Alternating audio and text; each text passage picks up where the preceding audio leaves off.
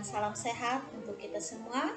Puji dan syukur kita boleh bersama-sama kembali bertemu dalam renungan harian edisi hari Kamis tanggal 5 Mei 2022 dalam firman Tuhan untuk kita pada saat ini dari Wahyu pasal 5 ayat pertama sampai dengan ayat yang ke-10. Dan saudara-saudara semua di tempat masing-masing boleh membacakan nas ini bagi kita semua. Bersama-sama mari kita merendahkan diri, kita memohon pimpinan Roh Kudus, kita satu hati, kita berdoa. Terpujilah Engkau ya Tuhan Allah yang senantiasa selalu baik dan amat baik di dalam kehidupan kami. Penyertaan dan tuntunan Tuhan sampai saat ini boleh senantiasa kami rasakan. Saat ini kami bersama-sama mau merenungkan firman Tuhan. Urapan kuasa Roh Kudus-Mu memampukan kami mengerti dan memahaminya.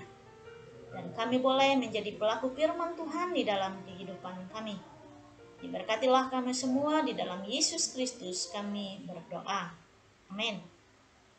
Saudara-saudaraku yang kekasih di dalam Tuhan kita Yesus Kristus. Wahyu pasal 5 ayat yang pertama sampai dengan ayat yang ke-10. Untuk tema kita pada saat ini yaitu kemenangan Kristus. Dalam penglihatan dari nas kita ini, Yohanes menyaksikan golongan kitab dan dimatrai dengan 7 matrai. Yohanes pun melihat anak domba menerima golongan kitab dari tangan Dia yang duduk di atas tahta dan membuka matrai-matrainya. Dan juga menyaksikan suatu nyanyian baru. Hal ini menunjukkan bahwa Yesus sebagai anak domba disembelih sehingga layak menerima dan membuka matrai-matrai golongan kita. Dialah satu-satunya yang layak. Anak domba itu datang memperoleh kemenangannya melalui kayu salib. Sebagai anak domba, Kristus telah menggenapkan penebusan, membasuh manusia dari segala dosanya, dan dosa telah berakhir. Yesus Kristus telah membuktikan kemenangannya dalam darahnya di kayu salib. Tidak ada kuasa lain yang lebih hebat darinya. Melalui kematiannya, Allah telah menyatakan keadilannya atas dosa dan menebus manusia. Darah Kristus memungkinkan kita diterima di hadapan Allah yang kudus. Inilah pujian dalam ayat yang ke-9 dari nas kita demikian. Dan mereka menyaksikan suatu nyanyian baru, katanya, Engkau layak menerima gulungan kitab itu dan membuka matrai-matrainya, karena Engkau telah disembelih dan dengan darahmu Engkau telah membeli mereka bagi Allah.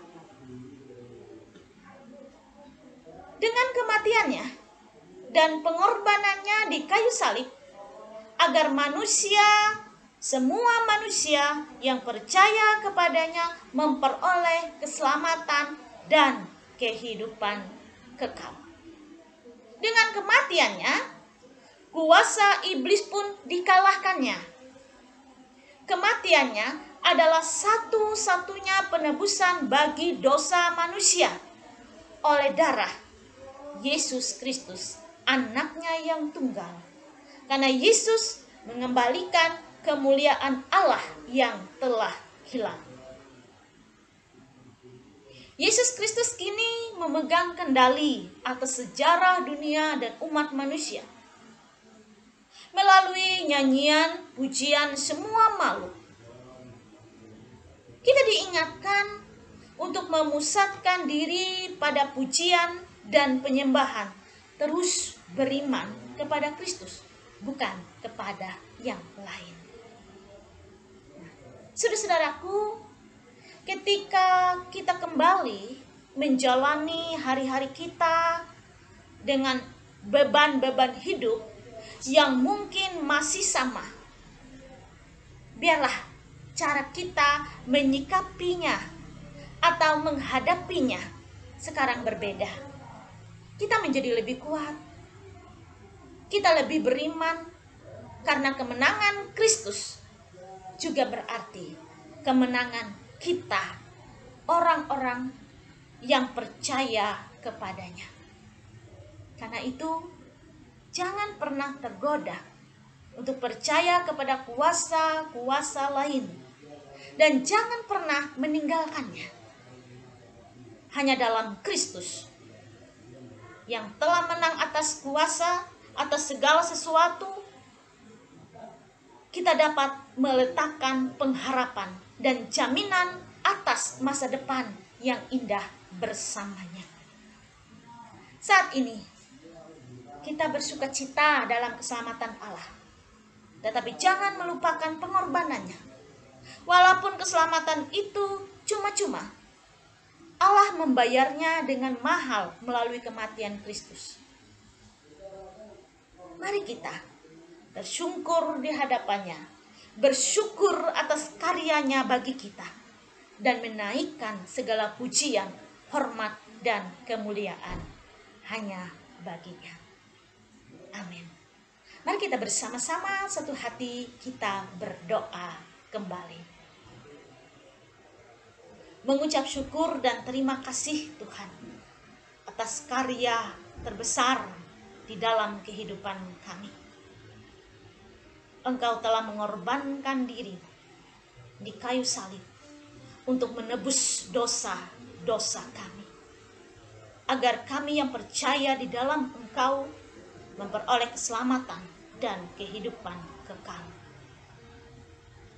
Mampukan kami untuk terus menjadi saksi-Mu di dalam kehidupan kami, memberitakan kabar kemenangan Kristus, kabar sukacita bagi dunia, melalui setiap kehidupan kami, perbuatan dan tingkah laku kami, tutur kata dan perkataan kami, bahkan dalam pikiran kami.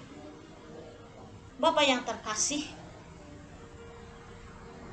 Engkau memberkati setiap kami, memberkati setiap umat-Mu di mana saja berada,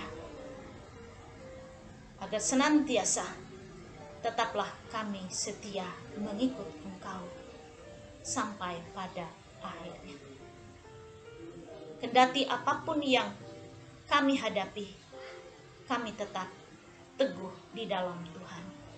Terima kasih Tuhan, terpujilah nama-Mu.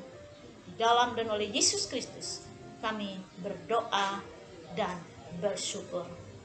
Amin.